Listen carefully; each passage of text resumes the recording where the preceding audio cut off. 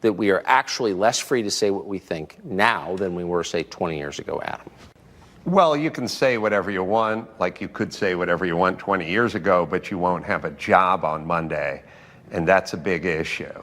So removing someone's livelihood because they have an opinion, it's really sort of the ultimate punishment. Like, you're just not going to be able to work anymore. You'll be non-employable, especially in this town, Los Angeles. So yes, people fear for their jobs. They fear for their careers. They sort of fear for their families, and thus they don't say what they would say. So can they do it? Yes, they can do it.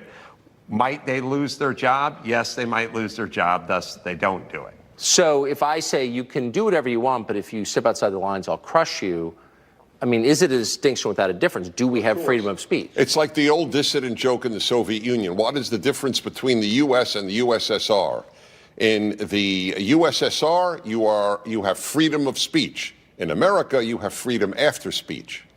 That was the great Soviet. But now that's changed. That's a Yakov-Smirnoff joke, by the way. That's not. Does he say that? Well, I'm sure. Oh, no, you're right. He probably got it from Soviet dissidents. He's Soviet. He was ex-Soviet. Yeah, Yakov would go, in your country, you can free to say things evil about Reagan. Our country is the same. Right. We can say evil things about Reagan. Exactly. No, that's exactly the same idea. Right. I'll give you an example. I'm speaking in Colorado State University in 10 days, or 2 weeks, whatever it is. And there is article after article distorting what I have said to warn people about this bigot and fascist and white supremacist and everything that is coming to Colorado State. They prepare the students. I'll give you an example. I wrote a 2-part column about 10 years ago, and because I do a lot of work on male-female issues on my radio show. Every week for years. I've talked about men and women.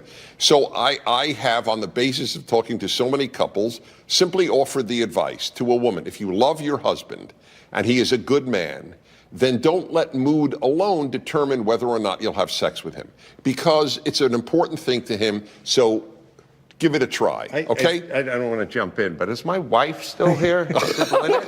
Lynette was here earlier, right? She was. Lynette! All right. There's some wisdom being... Is she gone? This is my man. Oh, my God, Dennis. Where? I know. She's not here? Well, all right. So it's truly helpful. So here's the terrible part. In Huffington Post, just 2 weeks ago, a guy cited this from 10 years ago. Prager advocates marital rape.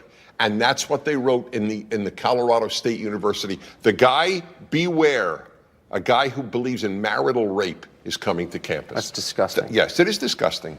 So you all have just made a film about the state of free expression in America. Just to jump ahead, how do the rest of us respond, particularly people who don't have TV shows or a 30-year track record of expressing their opinions? You're a normal guy with your own views because you're an American. How do you live in an age when everyone's terrified, to be honest? I think there's only one way to do it. I think if you retreat, they encroach. Yes. And I use an example, Dennis has heard it before. It's sort of the NRA versus the no smoking lobby. And I'll quickly do the metaphor here, which is 40 years ago, they said, we don't want smoking in restaurants. And they said, could you guys who are smoking in the main dining area just move to a smoking section? And everyone picked up their steak and their ashtrays and they moved over there. And then they came to those people again and they said, we don't want you with the diners. Could you move to the bar? And they all picked up their food and their ashtrays and they moved to the bar and they smoked.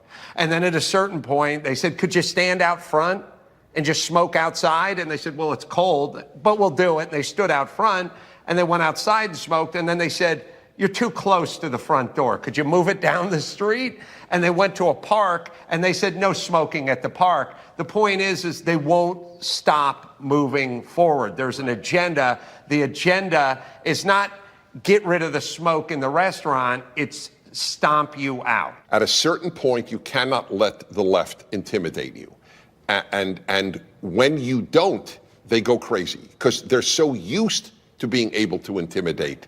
That's his point, and I second it. And also, once you sort of put it out there, like you're a country who doesn't negotiate with terrorists when they take hostages, they take less hostages.